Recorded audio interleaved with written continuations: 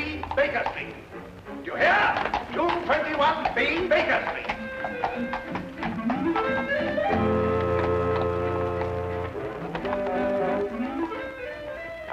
And you're an idiot, too.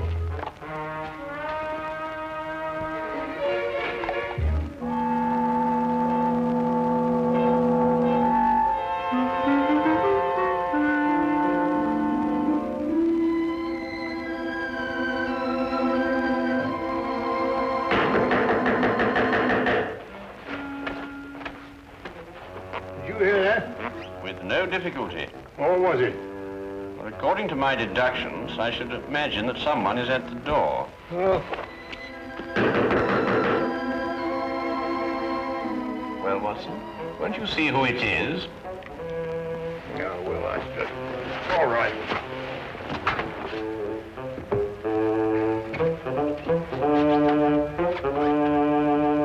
How do you do? Out of my way, imbecile. Ah, here you are. A most accurate observation. Don't fool with me, sir. I'll wrap this stick around your head. I beg your pardon. Do you know who you're talking to? I most certainly do. An idiot, a liar, and a blackguard. That's who I'm talking to. Would you care for a cup of tea? Never mind the cup of tea. Just give me my £100. Now, look here. Now you've gone too far. Who are you? Yes. Why don't you introduce yourself? Introduce? Mr. Holmes, what tomfoolery is this now? You know my name, sir. I wish I were equally informed as to yours. Do you mean to sit there and pretend you don't know who I am? I not only do not know who you are, sir, but I think I prefer it. Quite. But this is impossible. Oh, you're pulling my leg? Mr. Sherlock Holmes is not in the habit of pulling the legs of elderly gentlemen. Oh, enough of this nonsense. I talked to you here in these very rooms only last week. Oh, indeed? And what did we talk about? You know very well what we talked about. I informed you that several attempts have been made on the vault in my home. I asked your advice concerning a safer place for the family jewels, securities, and other valuables. Oh? And what was my advice? Don't you remember? You said that thieves never look in the obvious places for valuables. They only look in the places that are not obvious. Therefore, I should put my precious things in an obvious place, which would then become inobvious. Or some such drivel. Anyway, I took your word for it, and you charged me £100, too. Did I? I take it the advice was not very effective. Effective? My dear sir, not more than an hour ago, the biscuit jar was ransacked. Completely ransacked. Biscuit jar? I offer you my full sympathies, Mr. Sir Arthur Treadley. Oh, Sir Arthur. However, the loss of your valuables represents only one crime in this pattern. What do you mean? The first crime committed was a very clever impersonation of myself. For last week, when we presumably were holding our rather unusual discussion, I was in Brighton with Dr. Watson. Yes, we had sort of a holiday. Gone the entire week. Very enjoyable, eh? Are you certain? There can be no doubt, sir. Then I talked to... An impostor. But he looked exactly like you. It's interesting, eh, Watson? Yeah. What did I look like? You were in Brighton. We both were. Well, this is the most amazing. It certainly is, sir. I hardly relish the thought of a stranger wearing my slippers and smoking my pipe. Not to mention the fact that he's traded on your name to achieve his own illegal ends. Well, I see that I can hardly blame you, but still, something should be done about it. Something shall be done about it, sir. This impostor must be apprehended. You should report the matter to the police. Oh, no, I think you can trust Sherlock Holmes. This Sherlock Holmes. Good. Here's my card, sir. Please contact me as soon as you've uncovered the scoundrel. I should very much like to meet him, face to face. Exactly my wish, sir. Good day, then, gentlemen.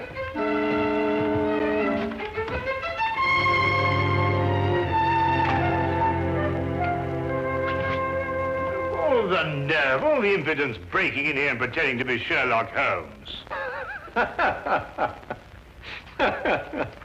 I was thinking about that biscuit jar, Watson.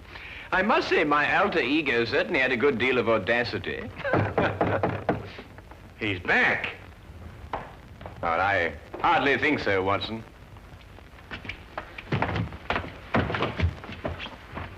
Hello, Inspector. Ah, Lestrade. Holmes? Holmes. I'm the laughingstock of Scotland Yard. Oh, I am sorry to hear that. But so you should be. If it hadn't been for you, I'd have had London's cleverest jewel thief in the palm of my hand.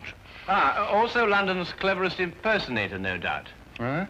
I assume that you are under the impression that I visited you last week and offered you some unsolicited advice, shall we say? Of course I'm under the impression that... What do you mean, impression? Well, I'm sorry to disillusion you, Lestrade, but you see, Dr. Watson and I were not in London last week. A gentleman bearing an uncanny resemblance to myself has duped you. I don't believe it. You just won't admit to an error of judgment. Oh, no, Holmes. I'm not accepting that excuse. We were in Brighton, and we can prove it. Ridiculous. You came to my office, and you convinced me to switch my men from watching Carlton's jewelry shop to watching Hammelberg's jewelry shop. Yes, and naturally, Carlton's was the one that was robbed. Clean as a whistle. Oh, Holmes. I can't face my men. Of course not. My dear old friend, my advice to you is to return to your men and inform them that you deliberately exposed Carlton's jewelry shop to the thief. All part of a vast, intricate plan. And don't tell them anything more. Oh. You think that would work, Holmes?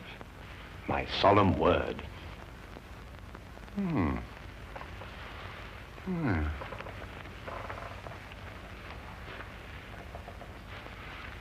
do that, Holmes. That's just what I'll tell them. They won't be able to make me out, will they? No. You will continue to be a puzzle to them. Yes. Oh, thank you, Holmes, thank you. Oh, by the way, you weren't serious about that impersonator, were you? Quite serious. Ridiculous.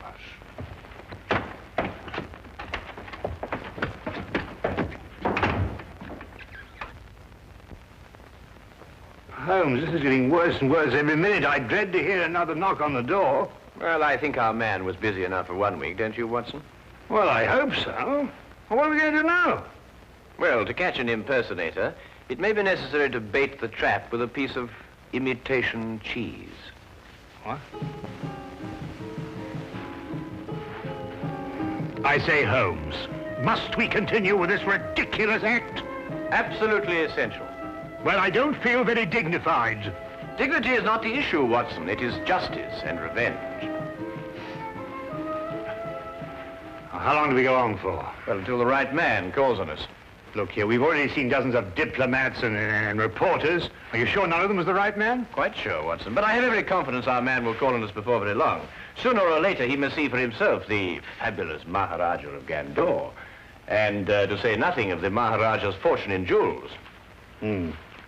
Well, I wish I was still plain Dr. Watson. Mr. Hadley Bellingbrook of the London Weekly News desires an audience with the Maharaja. Very well, ask him to wait for a moment. That's all right, Watson.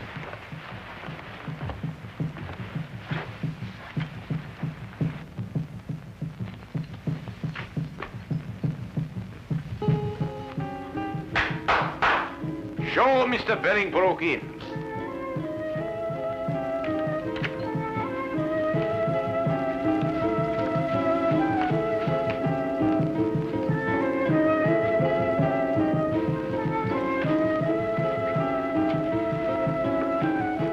I am Afan Turman, the Grand Vizier to the Maharaja. We welcome you. How do you do? Please to follow me. The Maharaja of Gandor, Mr. Bellingbrook. Would you state purpose of visit? Well, I'd like to get an interview with the Maharaja for my newspaper.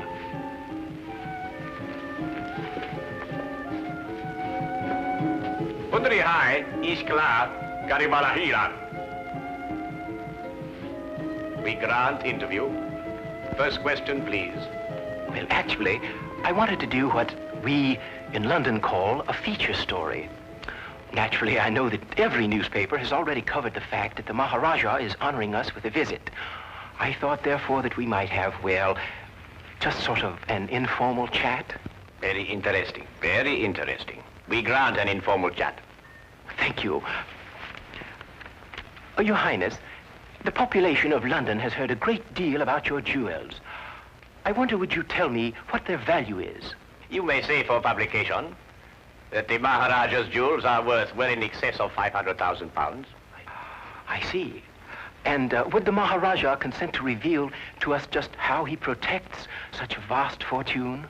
The Maharaja retains 30 men whose sole task it is to guard the vast wealth. Very interesting. Yes, but it is not the fear of theft that disturbs the Maharaja. Oh? May I inquire just what it is that disturbs the Maharaja? Mr. Bolingbroke, we are faced with a delicate situation. May we take you in our confidence? Oh, yes, of course. Well, the truth is that the Maharaja's daughter is in love with a young Englishman. I had no idea. Oh, it is all too true, but we are plagued with doubts. Doubts? Yes. We would like to know if the young man is sincere in his affections, or, as you might term it, is he a fortune hunter? So you see, to most men, £500,000 is a fortune. That is a serious problem. Indeed, we would ask you in the greatest confidence if you could recommend to us a private individual who could carry out some discreet investigations into the young man's background and motives, huh? Have you not heard of Sherlock Holmes? Sherlock Holmes? No.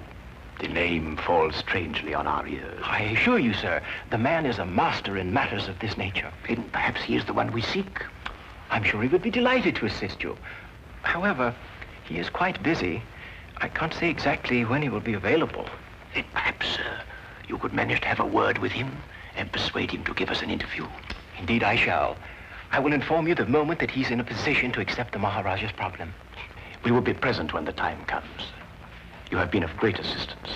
Already you have lightened the royal burden. You will find Mr. Holmes most helpful. There is no secret, however intimate its nature, that you cannot entrust to him. Oh, indeed, indeed. As we say in our country, a wise man is a quiet man. Oh, most true. And now, may I ask the Maharaja another question? No, please, please. The Maharaja is fatigued with the interview. The Maharaja bids you good day. Oh, yes, yes, of course. Your visit has been most pleasing to us. Good day, Mr. Bolingbroke.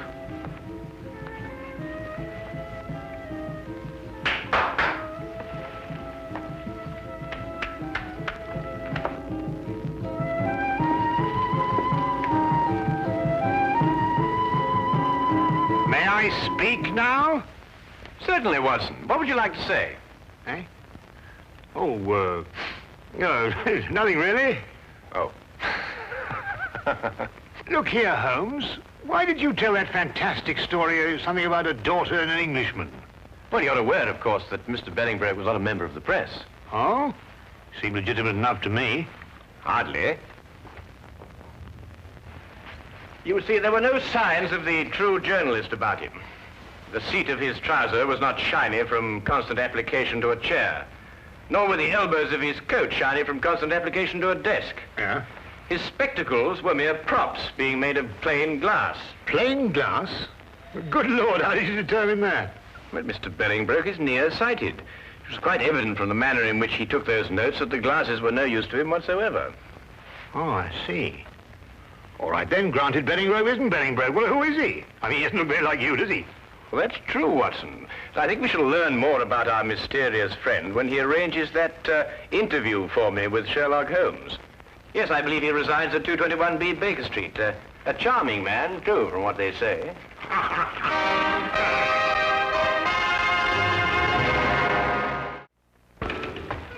Cabby?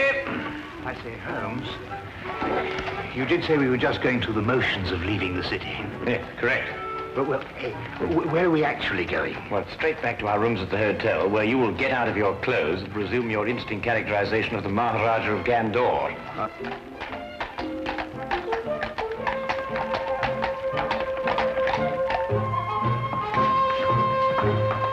Charing Cross Station, my good man, and hurry, we have a train to catch.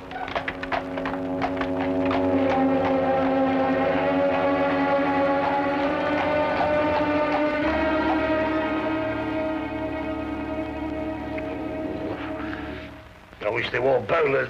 Yeah, let me help you. Mr. Bellingbrook has arrived. Ah, show him in.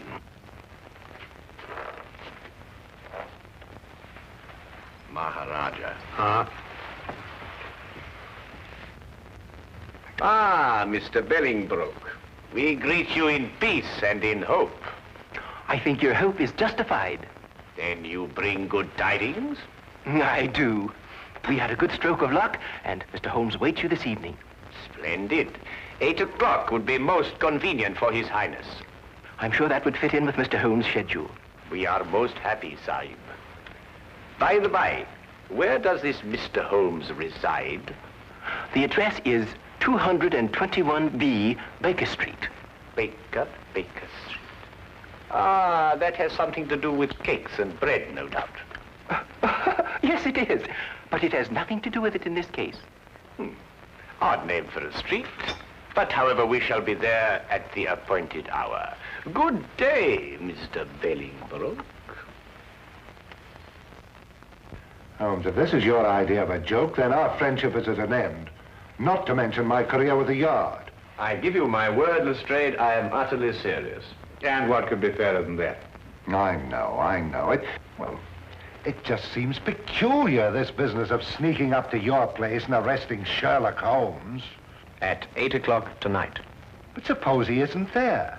Suppose we burst in, guns drawn, and find the flat empty. How will I face my man? Rather sheepishly, I should imagine. Look, Lestrade, the impostor is using our flat because he thinks we've left the city. Yes, I know. But it will be a tremendous fillip for you, Lestrade. Your name will be on the lips of every man, woman, and child in London. Every man, woman, and child, eh, Holmes? All right, I'll do it, Holmes. I'll do what you ask. Wilkins? Yes, sir. Have Hennessy and Clybourne report here at 7:30 tonight. Yes, sir. Oh, and you'd better be here, too. Very good, sir. One thing more, Wilkins. If anything goes wrong tonight, you know with whom the responsibility will lie? Well, I hardly like to say so. You're in enough difficulty as it is, sir.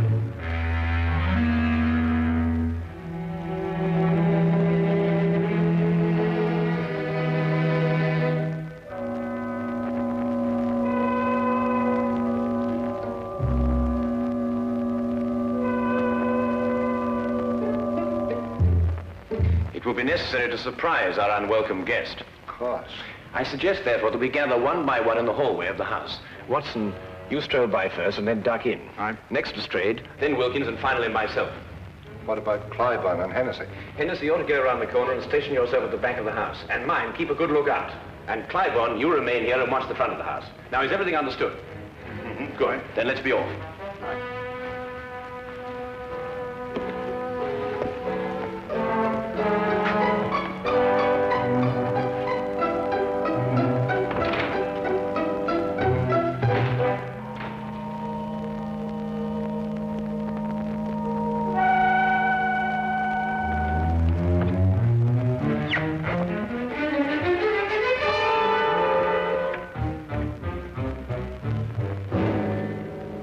Good evening. Very good. I must say the resemblance is quite remarkable. It is remarkable, but I should have known better than attempt to deceive you, Mr. Holmes. My error. I think you'd better come along quietly. I have no other choice, have I? You quite outnumber me.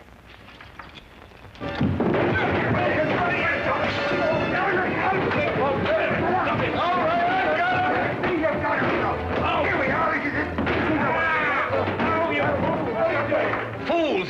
You've got the wrong you don't. We've had enough of your tricks. Lestrade, Watson, he's getting away. Let me up. Let you up, give you another chance to escape, more likely. You'll pardon me, gentlemen, but I believe you're sitting on the real Mr. Holmes. What makes you think so, Wilkins? Well, if he's the imposter, where is the real Mr. Holmes? Yes, of course, you idiots. The real Holmes wouldn't run away. There should be two of us. Oh, my goodness, he's right.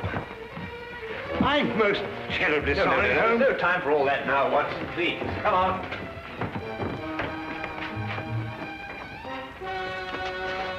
Mr. Holmes, what is it? Have you seen the imposter? No, sir. He got away. Look down the street. Hurry, man.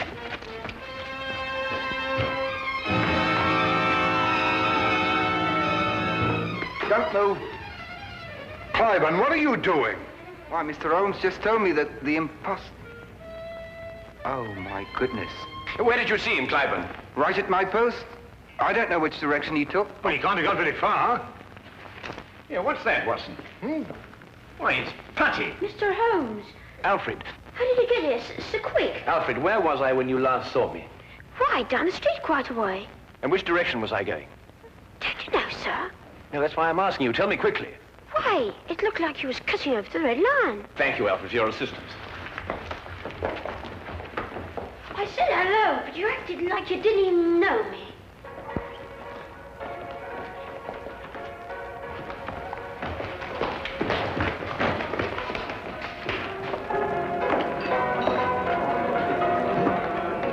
Make yourselves inconspicuous. I'll call you if I need you.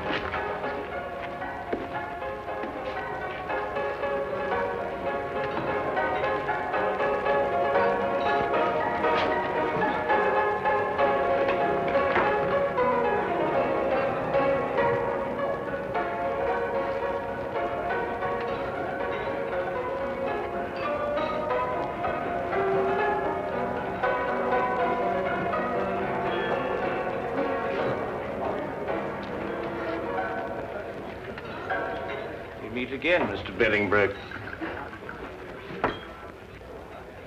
I beg your pardon. Disagreeable stuff, Putty, isn't it? The way it sticks to everything. Your hand at cup. No, I wouldn't advise you to do that. There's no point in trying to run away again. You see, there can be no possible confusion between us this time.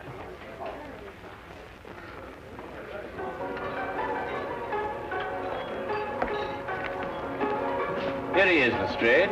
But who is this man? Well, it's rather difficult to say. Sometimes he is a certain Mr. Bellingbroke, and at others a certain Mr. Sherlock Holmes. But at all times he is a superb master of mimicry and disguise. Holmes, are you positive?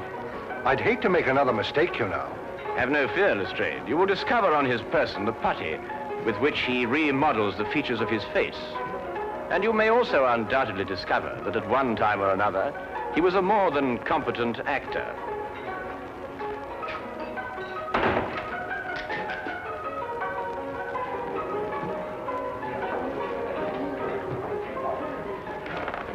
But Holmes, I still... All right, all of you. Now move in. Come on, Tony, we can make a break for it. Just in the nick of time, Charlie boy. Here, give me the gun. Thank you. Now, won't you sit down opposite your partner? Aren't you Tony Simmons? No, I am Sherlock Holmes. And this, in yet another disguise, is Tony Simmons. And this is Inspector Lestrade of Scotland Yard, Dr. Watson, Sergeant Wilkins, and Officer Cliburn. Now, is everything quite clear? Wilkins, give me a hand. My head feels quite light.